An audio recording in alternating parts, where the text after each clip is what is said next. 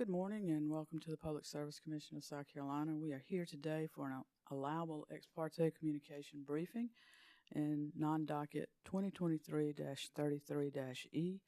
Let's take a roll call of commissioners present in the hearing room. We have Commissioner Thomas, Commissioner Carolee Williams, Commissioner Caston with us virtually or telephonically if it changes is Commissioner Urban and Vice Chair Powers. Let me recognize our staff counsel, Mr. Winburn, to kind of put the rules of the road out there for us. Thank you, Madam Chair. Good morning, commissioners, and to all who are present here today in person or virtually. Today is July 12th, 2023, and we are here in the Commission's hearing room pursuant to a notice of request for allowable ex parte communication briefing in docket number 2023-33-E from the South Carolina Office of Regulatory Staff regarding SERC Reliability Corporation, resource adequacy, and related matters.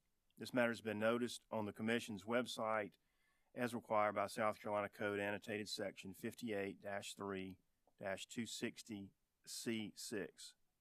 The subject matter noticed to be discussed today relates to the South Carolina Office of Regulatory Staff's briefing on the SERC Reliability Council's presentation on resource adequacy and related matters. I would remind everyone that this is a briefing and not a hearing. The briefing must be conducted in compliance with the provisions of South Carolina Code Section 58-3-260C, and the requirements of that statute are, in part, that the allowable ex parte briefing be confined to the subject matter which has been noticed. Therefore, I ask the presenters, commissioners, and staff to please refrain from discussing any matters not related to the specific topics. The statute prohibits any presenter, commissioners, or commission staff from requesting or giving any commitment, predetermination, or prediction regarding any action by any commissioner as to an ultimate issue which either is or is likely to come before the commission. I would also ask presenters, staff, and commissioners to refrain from referencing any report, article, statute, or document of any kind that are not included in today's presentation. A copy of any document which is referenced during the briefing must be provided to Attorney John Regal, serving as the third-party neutral in this proceeding, for inclusion into the record, which will be certified by Chief Clerk of the Commission, Ms. Jocelyn Boyd. If anyone during the course of this briefing exceeds the scope or does not comply with or fails to conduct themselves within the provisions of South Carolina Code Section 58-3-260 governing allowable ex parte briefings, it is expected that a contemporaneous objection will be made.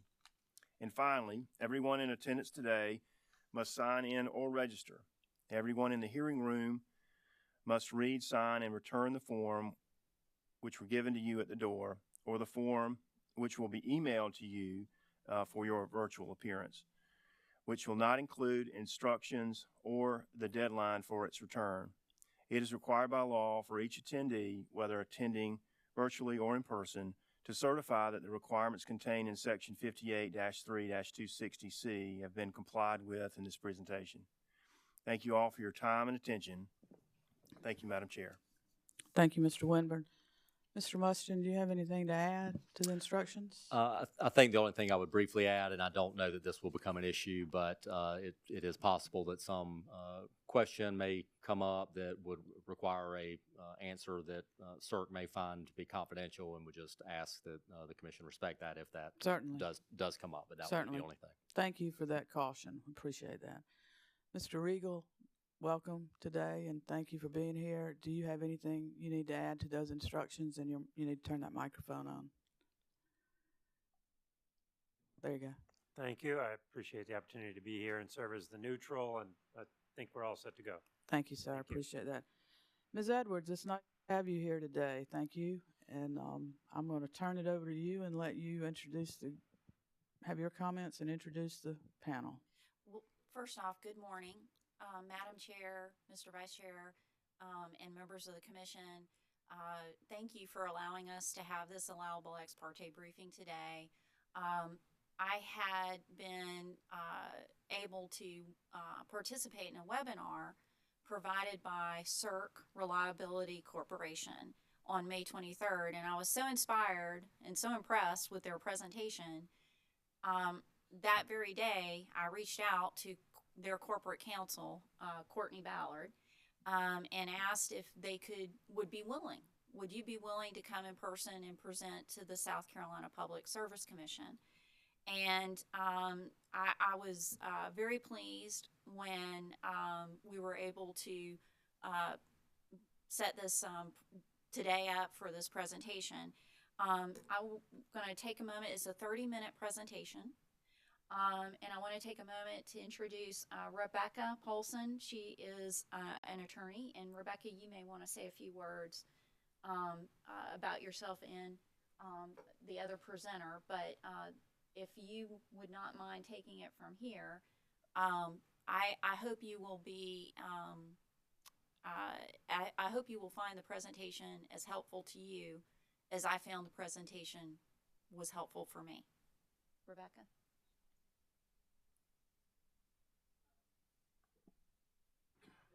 Thank you, Nanette. And thank you, Madam Chair and Commissioners, for the opportunity to be here today. My name is Rebecca Polson, and I'm Assistant General Counsel with SERC Reliability Corporation, and I manage our state and regulatory outreach program. I'm joined by my esteemed colleague, Gaurav Karindikar. He's the Senior Manager of Reliability Assessment and Performance Analysis and Technical Services. Gaurav has a bachelor's and a master's degree in electrical engineering, and he's worked at numerous companies over the years performing load flow and reliability studies of the transmission and bulk substation and subtransmission system. And he's been at SERC since 2015, leading a team of experts that develop the reliability studies and assessments that you'll hear about today.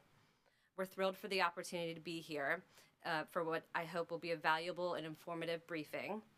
We first gave this briefing, as Ms. Edwards described, in a public webinar back in May to attendees from across the United States and various state government and regulatory capacities. That was the first installment of our Grid Reliability Update for State webinars. We'll have at least 2 more this year, focusing on different electric reliability topics. We have one scheduled for August 15th on the physical security of the grid, and we'll have one later in the year on cold weather. We are always looking to understand what reliability topics are most important to you as a state commission, and areas where we can help shed light on emerging issues and trends. So please let us know any feedback and topics of interest. Today, we'll be providing a high-level overview of SERC's observations on resource adequacy in our footprint. We've recently published a handful of reports and assessments that have informed this presentation, which we've provided as information references. We're striving to provide states with policy considerations to ensure the reliability of resources during the times your state needs them the most.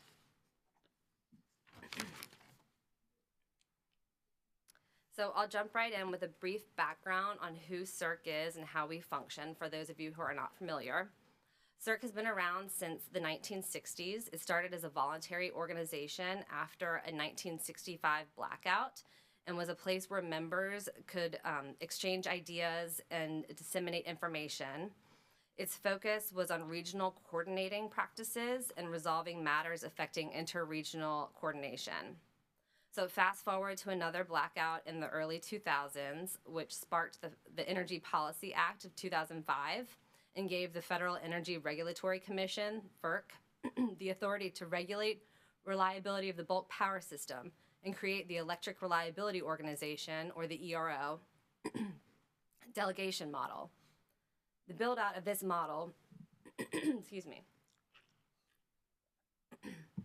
the build-out of this model was comprised of NERC and its regional entities. SERC, as one of the regional entities, operates under express authority of the Federal Power Act to monitor and assess the health of the bulk power system and ensure registered entities, which are electric utilities, are complying with mandatory reliability standards. The ERO enterprise was designed to prevent the three evils. First, cascading outages. Second, system instability. And third, uncontrolled separation of the grid. SERC's regulatory jurisdiction is limited to the bulk electric system, also known as the BES, and more recently, certain non-BES inverter-based resources. It focuses on generation facilities and transmission systems needed to maintain system reliability. However, the power grid, including making sure power gets to the end user, is comprised of so much more than just the bulk electric system, such as distributed energy and interstate generation and transmission, and trust-state generation and transmission. The SERC and the ERO enterprise is different from regional transmission organizations and independent system operators. Those groups are responsible for the day-to-day operation of system assets and generally oversee the wholesale markets and regional planning processes. But SERC does not own or operate grid assets. We are an objective and independent resource, and our mission is solely the security and reliability of the bulk power system. Oh, I know there are a lot of numbers here on this slide, so I just have a couple of important points I want to draw your attention to. SERC, its footprint, members, and registered entities have grown over the years. Today, we're made up of approximately 25% or more of the national electric grid in terms of all of these data points, like the number of states, load, transmission, and generation. We have a growing population of about 97 million. I'm sure you all know there's a substantial migration happening to the South, South Carolina included. I know the slide says population in excess of 91 million, but I actually heard yesterday from our analytics team that based on the 2022 census data, the population is about 97 million. I also want to mention that when doing our studies and assessments, we look at subregions within our footprint too. The 7 subregions we study are shown on the map here. When we report on the SERC East subregion, that's going to include South Carolina. Something that makes us unique from the rest of the country, really, is most of SERC's footprint is not in an RTO or ISO area. We're made up of numerous balancing authorities, planning authorities, reliability coordinators, and have a diverse mix of vertically integrated investor-owned utilities, public power entities, independent power producers, and federal power marketing authorities. This is important because with respect to resource adequacy, there's not a single or common standard or process. SERC's size and composition of registered entities and members gives us a bird's eye view into regional and sub-regional risks so that we can examine, define, and quantify the specific challenges the region and each sub-region faces and recommend mitigating measures tailored to those challenges.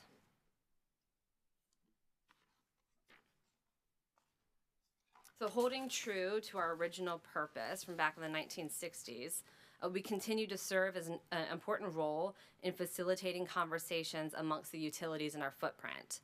We have numerous technical committees comprised of staff from our member companies, and our member companies, again, are the electric utilities in our region.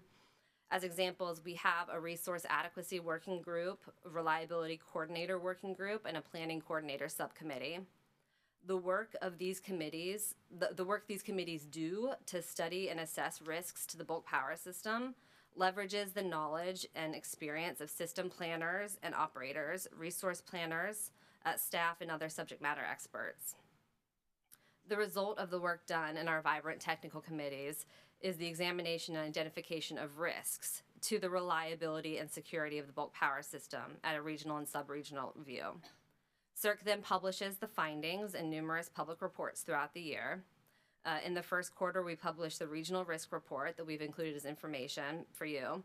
This report outlines the top 10 reliability risks SERC's footprint faces and recommendations on mitigation of those risks. In May, we published SERC's summer assessment, which is also included for your information.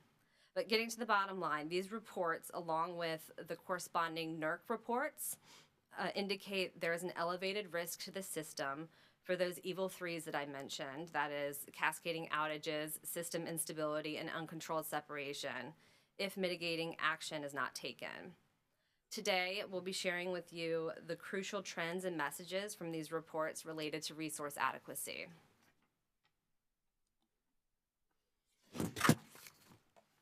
It's important to this briefing today to keep in mind that states have jurisdiction over resource adequacy in numerous policymaking avenues. Everything from analyzing and approving new generating resources, setting requirements to retire specific resource types, incentives for rooftop solar, you name it. There are numerous ways states impact the factors of resource adequacy. It is each state's responsibility to ensure power supplied to its citizens through the distribution system. How that occurs and what makes up that system is an individual state decision. There are numerous factors each state considers and weighs. There's so many key players that help inform those decisions. Some groups are focused on environmental factors, some on cost. We focus exclusively on reliability and security of the grid. We're here today to provide you with information you may need to ask important questions and make informed policy decisions centered around reliability. So for today's topics, we're going to talk to you about resource adequacy. Gaurav is going to talk to you about the trends SERC is seeing and the factors that can impact reliability. I'll go ahead and warn you if you don't already know, this is a complex area. Like the system, the specific topics he'll talk about today are all interconnected and can impact each other. They are also constantly evolving and changing to the environment around us. So are the studies that inform these recommendations. What we learn about these resources is always changing with each event that occurs. But by the end, we hope you'll walk away more informed on these 5 building blocks for reliability. First, the tools to help manage the pace of change. How can we ensure reliability during the time it takes to build the new generating resources and develop new technologies? As you discuss creating policies and plans around the addition of new variable generating resources and subsequent retirement of the traditional resources, what functions are needed to help keep the system reliable and prevent those 3 evils? Next, in our journey today to build a reliable grid, as resources are built, how can you ensure they will operate reliably? How will they act differently than traditional resources, and how can we mitigate that risk? What factors need to be considered once there's a large portfolio of variable resources? Weather uncertainty, length and duration of events, especially those that are widespread geographically and may impact your neighbors, hidden load, resources on the distribution system that are connected through an inverter. Lastly, what still needs to be studied? What do we still not know? So that's the roadmap for today, and now I'm going to turn it over to Gaurav Karndikar.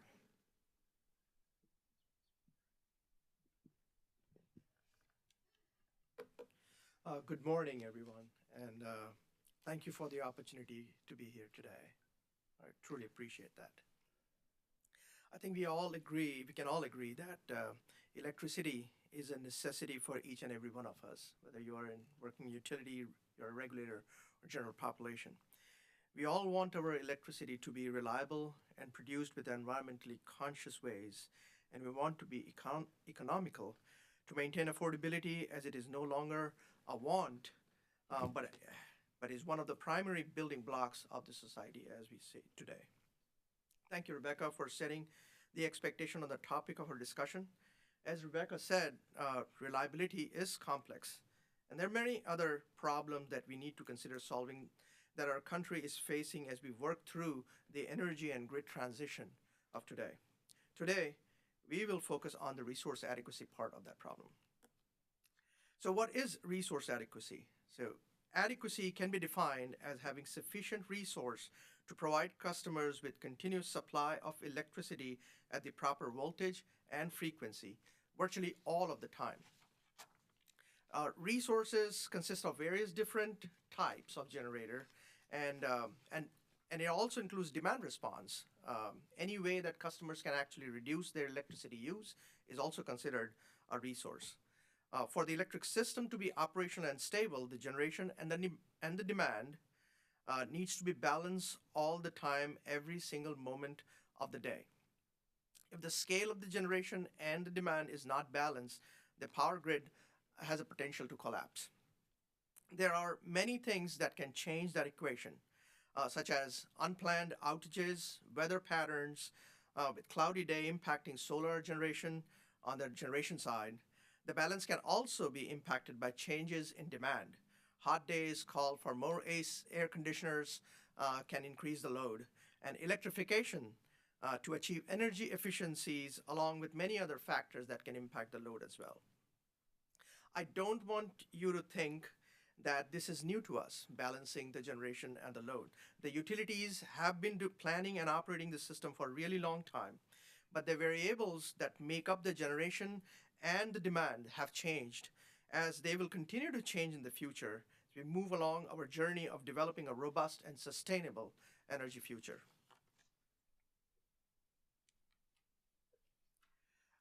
Rebecca's touched on the studies that we at SERC perform and the analysis and the assessment that SERC does on a periodic basis. These studies we do and the data we collect from our entities help us identify the trends, unearth risks that these trends pose to the reliability and security of the bulk power system. These are 4 of the top 10 risks identified by the SERC Regional Reliability Risk Report. These 4 in particular impact the topic of our discussion today. Many of the conventional generation, like coal and oil burning generator, have reached or are reaching end of life. There are many reasons for that. It could be driven by economics, as it takes more cost to maintain older equipment and are less efficient. We continue to see many coal plants are being projected to retire in the future, and this is based on the data that we collect from the entities. What we don't want is for the retirements to outpace the new generation coming online. Going back to the balance of generation and demand equation. Talking about fuel diversity and availability, for SERC we have seen a move to rise in natural gas generation, mainly due to the low cost of natural gas. SERC currently has more than 50% of its generation portfolio come from natural gas. And we will get to the mix very soon. I'll talk about it a little later. The availability of fuel, such as natural gas, is going to play a major role in maintaining reliability of the system in the future. As we saw during the extreme cold weather last December, the availability gets challenging during severe weather. We also see trends in growing variable energy resources on the system, mainly solar in this area, with some of the wind generation out on the western part of the SERC region. The solar generation is on the rise, and the trend will continue based on the review of the current generation queues. These resources, mainly solar and wind, are very energy limited since they are not available every single moment of the day and are variable in nature. We have also seen many of these resources are getting combined with storage like battery to shave off some of that variability, which is going to help the variability. Extreme weather is becoming more frequent and continues to increase in size and impact. The length of the impact is also growing. Our geographical diversity for the SERC utilities, which worked to our benefit in the past, we have lost because the impact has grown in size.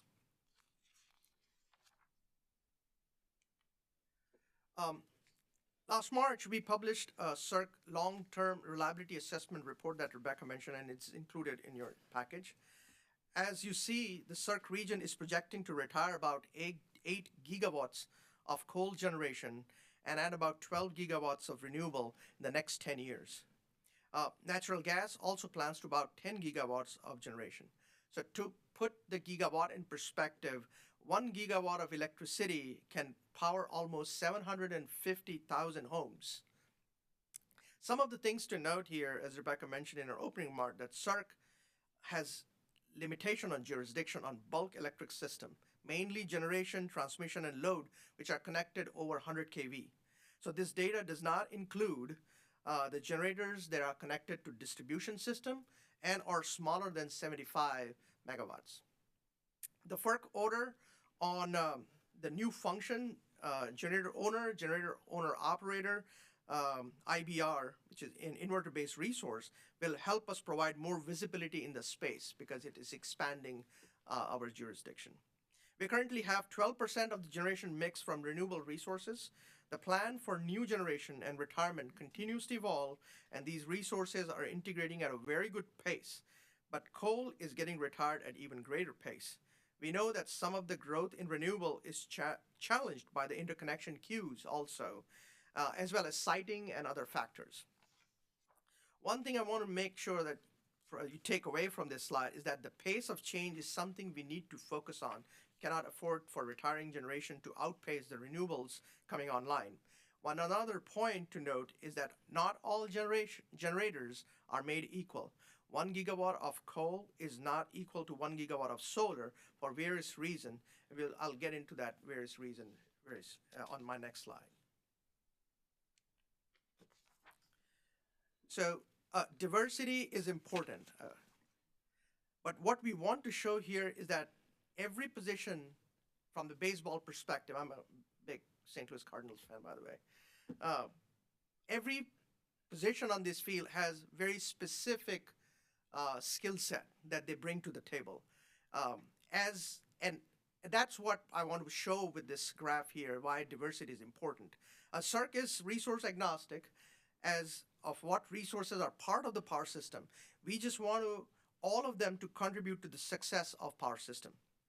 Just as in baseball, we do not want 9 pitchers on the field or 9 first basemen. Similarly, we do not want power generators with just one attribute to be part of the power generations. We want certain types of reliability services on the grid. Rather, we got to several different kinds of resources in order to support reliability. So there are different types of attributes that we are looking for different generators.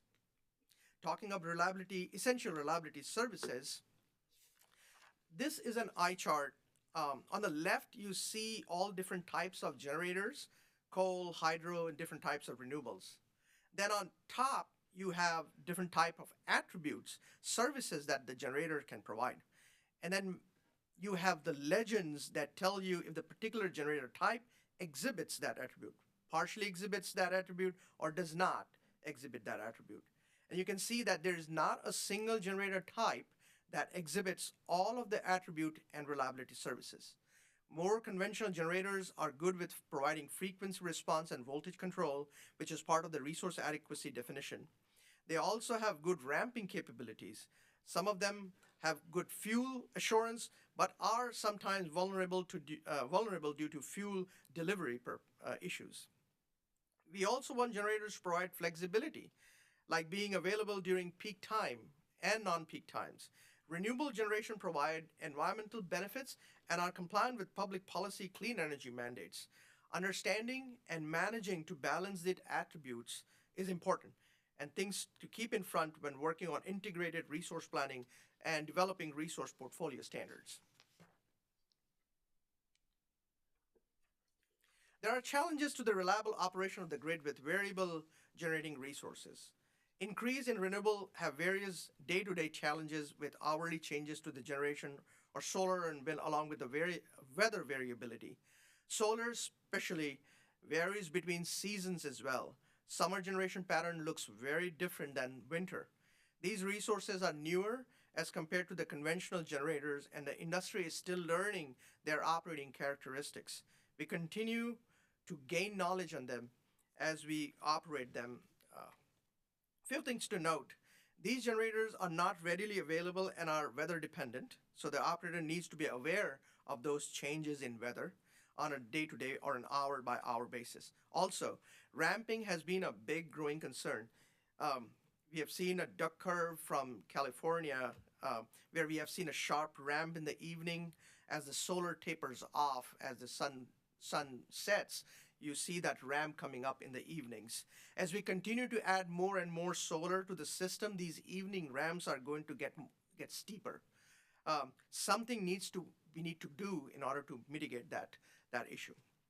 Here are some of the lessons learned and best practice guidelines to ensure that we are responsibly integrating the variable generating resources. A good question to ask are the utilities following some of the best practices to reduce the risk? Of course, it will take a lot more than just following reliability guidelines. Changes to the standards, right-through capabilities, enhanced study methods like electromagnetic transient studies, leveraging all of these tools will ensure that the renewables are interconnected and operated reliably. There might be something that we have not thought about yet. It's a constant learning and adapting to ensure reliability in the future. We talked a lot about resource on the generator side, but the other part of the balancing equation for resource adequacy is the demand, the load. We have seen the load changes over time as well. Some of it is due to the changes in the policy to support energy efficiency in lights, air conditioning, and such. SERC as a region is slowly changing from summer peaking to winter peaking load. A lot of homes built today are using heat pumps and electric cooktops, resulting in increased electricity use in homes. This also puts strain on natural gas supply especially during winter, as the need for natural gas for electricity generation increased due to these load pattern changes. Electric vehicles are becoming increasingly more common. There are plans to expand the charging network from the electric utilities. We have seen similar rise in the data center load pockets as well as we continue to consume more and more data. For us to accommodate all these variables, we need to have accurate forecast so that the operators can be prepared to balance the generation and the demand. With the rise in rooftop solar, a lot of the residential load has been hidden from the forecasters and the operators. We don't know when the electric vehicles are charging or discharging to power the house. We currently do not have the mechanism to model the generation and the load separately right down to the house. That is something that distribution planners should consider. I cannot emphasize the value of communication, though, between distribution planner, transmission planner, and resource planner in coming up with these plans if we want to have reliable load forecast in the future. All the risks with resource and with load we talked about is compounded by extreme weather conditions. The weather extremes are happening more frequently, and they are impacting a much larger footprint, which has its own challenges. Now, we cannot change weather, but what we can do is to develop a more resilient system that has an ability to withstand some of the extreme climates, winter weatherization of generators, resiliency built into a distribution, wooden pole distribution at distribution level. Putting underground distribution lines are some of the examples that the resiliency can be built and the system can be hardened. We have multiple utilities in SERC footprint who have developed great weather resilience program and have shown reduced recovery time from the events. I want all states to consider supporting such programs to enhance the resiliency of the system and its ability to respond to extreme weather. As noted, SERC region is heavily reliant on natural gas. SERC generator portfolio has more than 50% of generation coming from natural gas. Supporting the coordination between electricity and natural gas is very critical if we want to maintain that reliability on the electric side. Ensuring fuel supply is maintained for natural gas and coal. We have experienced coal transportation issues in the past. To mitigate, we need to maintain ample reserves, both for natural gas and coal. Security of the pipelines, physical and cybersecurity of the pipelines also is a threat to the system and needs to be worked into the plans. Identifying pump station and supply lines as critical loads is also going to be important in the future so that when there is a load shed, we are not shutting down these pump power plants, which impacts our natural gas supply lines to our generators also. We used to plan the system to ensure that we have enough resources to serve the peak load, which occurs once every day. The introduction of renewables have changed the pattern of generation and load and now requires us to study and analyze scenarios to ensure that we have enough energy to serve every single moment of the day. SERC continues to leverage our technical committees and collaborate with SERC stakeholders in conducting these studies and ensure that they provide a valuable input to maintain reliability. SERC has 3 states who lead the nation in amount of solar installation. We need to make sure that developers, the planners, and the equipment manufacturers are working together to get the right model, correct setting for reliable operation. Here are a few of the studies we are looking to perform that can help us understand the system better and provide feedback to state regulators to make more informed policy decisions. In closing, I would like to walk you to walk away with these points here. We need to ensure that we are managing the pace of change on the system. We have a diverse generating portfolio which can provide all of the essential reliability services. We are managing the process and including standards for performance of the variable generating resources. Understand that the changes to the load demand will continue to evolve with the changes to the electrification of society, electric vehicles, and energy efficiency policies. Note that the industry is performing studies to better inform policy decisions in the future. That is my presentation. We can open up for questions. Thank you. Thank you.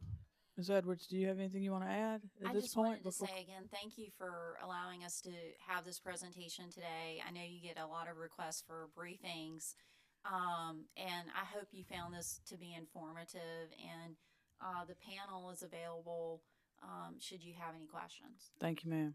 Commissioners, questions? Commissioner Carolee Williams.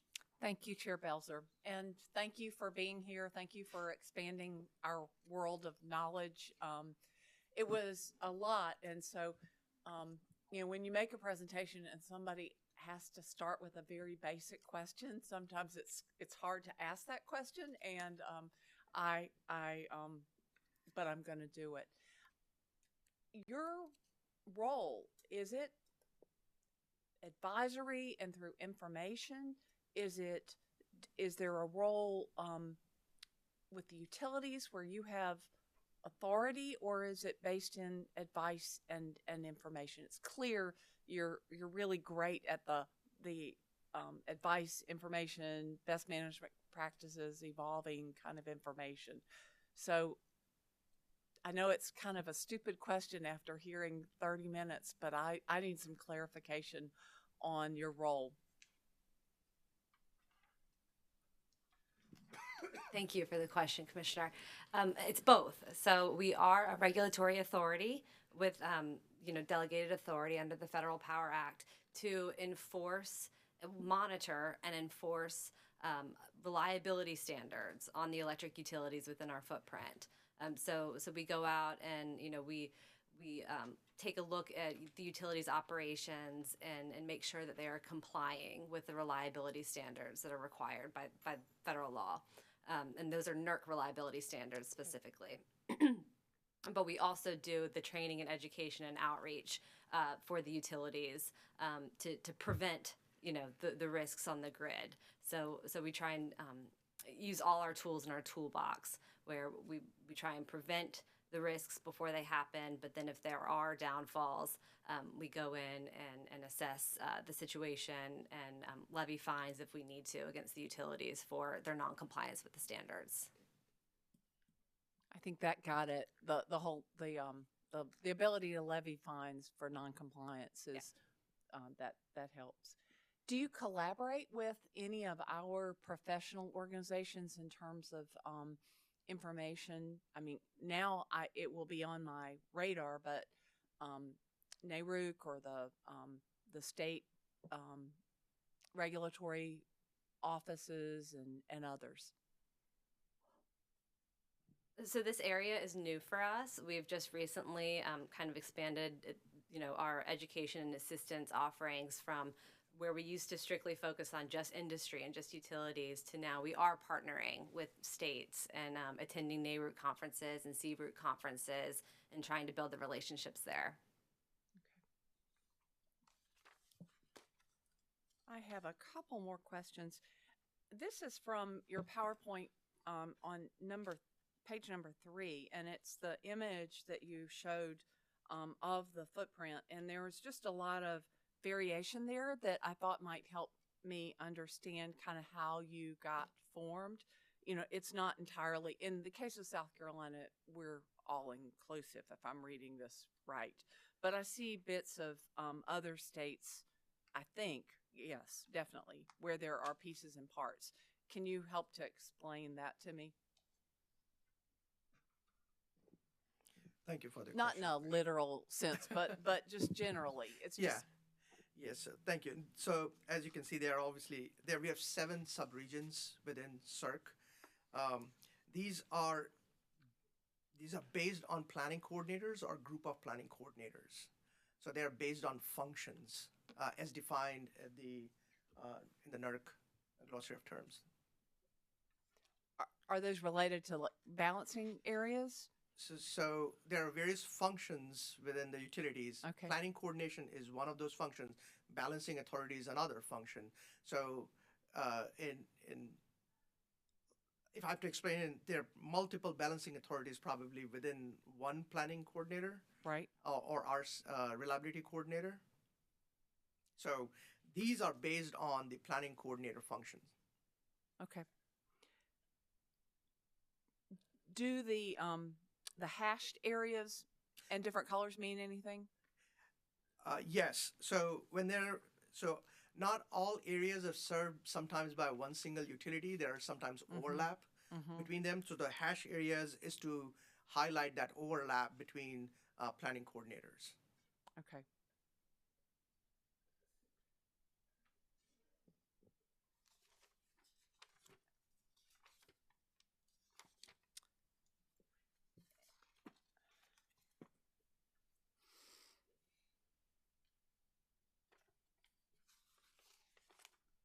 It's an interesting challenge to decide what's worthy of a question and what's not.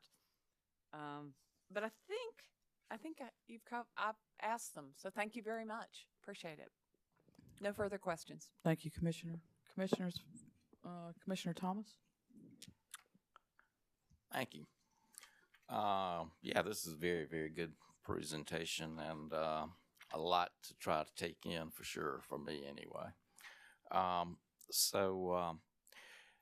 Do you all have any relationship to the utilities and their integrated resource plans? Meaning any working together or? So to answer your question, for the integrated resource plan, we don't provide any feedback to the utilities directly. But we do have at SERC 24 different technical committees. They serve as a forum for utilities to come together and discuss the best practices and lessons learned from each other, and can learn from each other is the best way to learn. We provide that platform to our entities, but we do not advise them on integrated resource plan. Okay. Let's see.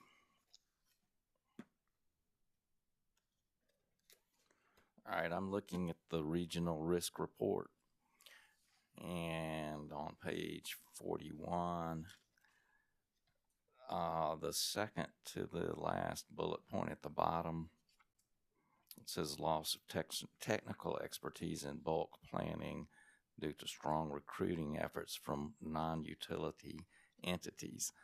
I found that one a little bit interesting. Can you give me a little more information on that?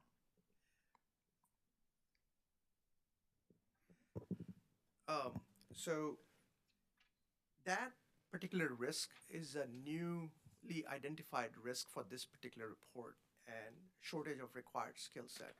And that came about by discussion within our technical committees as to how utilities were struggling to find the right skill set. There's a lot of attrition when it comes to working remote has also contributed to some of that, where individuals have opted to work for somebody else. As far as the non-utility entities goes, we are expanding in how we gather data, analyze data. So we use a lot of data analytics to perform. Those skill sets are overlap with a lot of different entities or different industries who use that same skill sets as well. And we are in need of those skill sets that we find to be lacking, and compete with other industries on the same one. Okay. And is it kind of the utilities not able to compete in terms of what they're paying, or don't really know? I can't really comment on why, but I can tell you one thing though, is that the need for resource has grown up from number of generators that were on the system before, when you compare to what they are now, because of the variability and the amount of new generation coming on in form of solar and wind.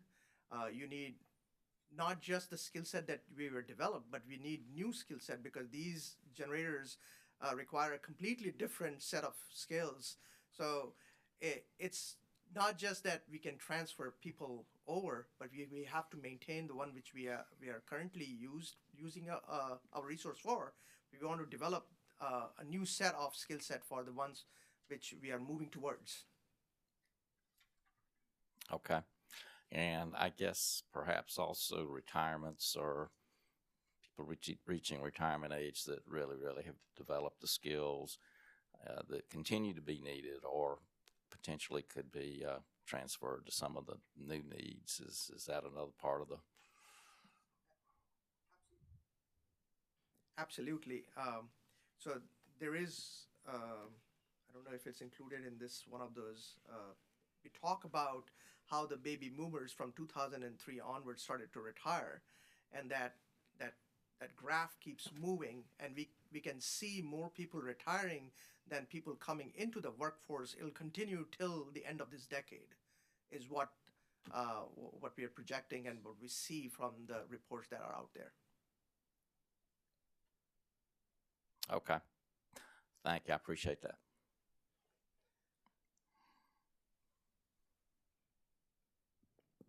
Anything else? Commissioner? Commissioners, other questions? Ms. Paulson, I had a question. When you were talking about, well, you used the term uncontrolled separation of the grid a couple of times. Now, I've heard of the cascading outages and others, but what is uncontrolled separation of the grid?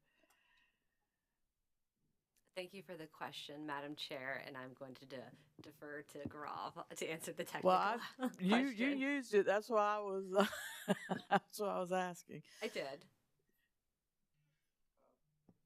So the Eastern interconnection, which is, there are 4 essential interconnection in U.S.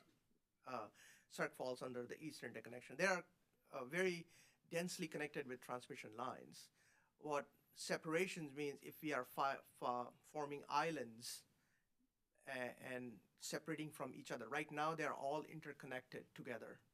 It's the biggest machine on Earth. But uncontrolled separation, if there are certain lines or transmission lines that they trip, they're connecting various different areas. When you slice and dice the system, you will know which lines can separate certain systems into islands. Managing islands obviously is much more challenging than the entire interconnection, which is much more stable in nature. Because of all the inertia on the system, it is not easy to change the frequency, and the voltage are much stable. And talked a little bit about some of the essential services that the coal and the conventional generation bring to the systems. That could lead to uncontrolled separation. Okay. I'll chew on that for a while. Thank you. Commissioner Caston? I didn't have a question until she asked that one. That separation you're talking about, the islands,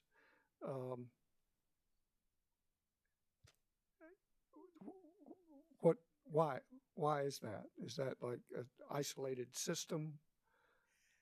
So what other than the separation you talked about, why do they exist and why are they there? If I have to draw it out, so if you look at individual entities, they have to make sure that the generation and the load match, right? Because the equation, right? If they don't match, they rely on getting the power from somewhere else. And the way they do that is through connecting their system to other system through transmission lines, right? Now, if you lose some of those lines which are bringing in power and separate so that they are disconnected from everybody else around, that makes the island. Now, what could happen is that they might not have enough resource in order to serve the load in that island. Because there are no transmission line to bring the power from outside, so that's the challenge. of an island. If Okay, you go into an island. So Thank is you, that sir. where the term separation comes in there? Yeah, if you. Okay. Yeah. All right, that helps. Thank you. Thank I you. got it. Good job. Thank you. Commissioner Carolee Williams? Thank you, Chair Belzer. We're obviously schooled in what's appropriate to ask and not appropriate to ask, and there are materials that you referenced that we were given, and so please stop me if I shouldn't ask about the SERC Summer Reliability Assessment Report. And obviously, I'm not a speed reader, and so I've just drawn my attention to as you can imagine, to the East sub-region. Yeah. And I'm looking at page 17. So I'm not seeing anybody telling me to stop the question. Okay. So page 17 is the East sub-region that we're a part of. And I note 3/4 of the way down that it says SERC East subregion does not expect any transmission adequacy concerns under normal conditions this summer. I obviously am asking in a time frame that's maybe not as normal for early July in this region. And can you expand on that statement? And did you look at non-normal weather for the summer? Thank you for that question. I appreciate that. So these assessments are informed by a lot of different analysis and studies that SERC performs in conjunction and coordination with our entities through some of the working groups and technical committees that we have. For the assessment, for summer assessment, we perform a study, transfer studies, and minus contingency studies, where we evaluate what this transmission network looks like for conditions of in contingency conditions and for transfer conditions. So that's why we found out that East area had sufficient transmission adequacy to support those contingencies and transfer limit. Now, I do want to make sure that you understand normal means that we are looking at a 50-50 load forecast. So there's a 50% chance that the load will hit that load forecast. Some of the extremes we have modeled in the past when we model 90-10 load forecast also. Excuse me, when you modeled, what was it you were modeling? The load. Right, but I heard 1910. Yeah, so it's a 10% probability that you are going to hit that. Got it. That Okay. load. 90-10. From the extreme point of view, we also study transfers that are much more extreme, like we saw during the winter event in December. We saw a heavy flow from west to east. So we modeled that, and we saw that there are certain areas which will have some local voltage problems. But we don't highlight that because that is an extreme condition where we are modeling about 10,000 megawatts of transfer from west to east. So that's our extreme scenario where we study those things too. So going back to the normal one is a 50-50 load. We have a set amount of transfer that we study, and we also study certain contingency. Under those conditions, there was no transmission adequacy that we found for issues. Thank you. Thank you. No further questions. Commissioners? Commissioner Caston? Again, if Ed quit asking questions, I wouldn't have any probably, but I can't help it. On that particular thing, and I think I understood you on the probabilistic assessment. How do you do that? Did you say you did that at like a 10% or a 2% probability? What was that again? Thank you for that question. I want to clarify what I was referring or answering Commissioner's question. The probability I talked about was only for the load. Okay. Right. and then we do a deterministic study on it. Right? But if you're talking about a probabilistic study, we also perform a resource adequacy study, which is probabilistic study. That we have 40 years worth of weather data that we model. We use Monte Carlo simulation in order to perform that study. There are about different scenarios that we have for the load, and we run about 5,000 odd simulation in order to come up with our assessment on probabilistic study. So that's a separate study as well. Yeah, and you should have an assessment included in that as well. Thank you. I understand. Thank you. I look forward to going through these. Thank you very much. Thank you. Commissioners? Was that? Is that a question?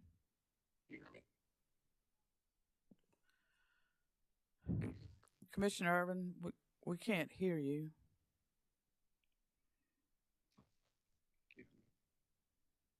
No, sir.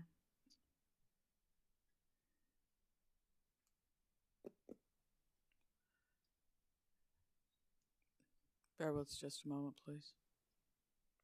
Commissioner Irvin?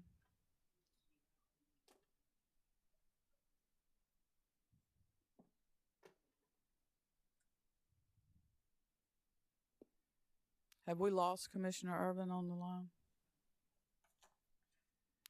I understand he's trying to log in again. Just bear with us a moment, please. Ms. Edwards? I was going to do this at the end, but it didn't come out in the presentation or in response to Commissioner Williams' question, but this webinar that they performed in May and then this presentation that they're providing to you today, they've only done this presentation for one other state in their region, and that's Virginia. I did try to get them in before they got to Virginia. I wanted South Carolina to be number one. But so you may not have seen this presentation through NARUC or CRUC. But in fairness and in coordination of calendars, July was the first time we could get them in. I just wanted you to know that that may be why you hadn't seen or heard it before. And this is, again, I believe their plans are to do more outreach to other states in the SERC region. If I may add, Madam Ms. Chair. Paulson? Thank you. So when we visited Virginia recently, we actually specifically discussed with the Virginia Commission the topics of physical security and cold weather. Today we discussed with you the topic of resource adequacy. So, as the commissions are engaging with us and the different state departments are engaging with us, we're listening to what topics are interest of you and trying to tailor the discussions to that. So if there are other topics, aside from resource adequacy that we discussed today, we'd be happy to come back and do another briefing at another time. Thank you. I think we will probably be taking you up on that. Do we have Commissioner Irvin? Thank you. Let me thank Ms. Annette Edwards at ORS for scheduling this most informative allowable ex parte hearing. It's been very helpful, and I wish we had more time to do a deep dive into some of these questions or issues that we've covered. But I'd like to ask the panel, you talked about how various types of generation have advantages and disadvantages. Have you looked at the issue of pairing solar with storage batteries in terms of improving on dispatchability and the resource adequacy? Have you looked at that yet?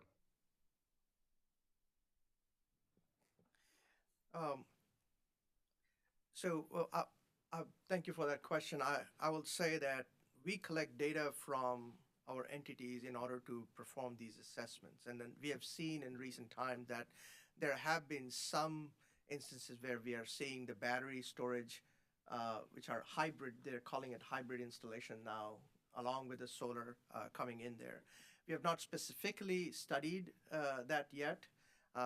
We don't know if the batteries are to scale in order to support that for a long period of time. They are used for peak shaving as such, which is very, very, very short times. We have a big project at SERC in the Florida state where they are installing a much bigger battery, but we'll have more information on that once that project goes into service. But currently we do not have data in order to support what operating characteristics we will see with those hybrid installation of solar and battery. Would you agree that that's going to be a trend that we need to follow carefully to try and determine what best practices might be? Absolutely. We definitely want to ensure that any sort of storage that can help balance that resource and demand equation will be helpful.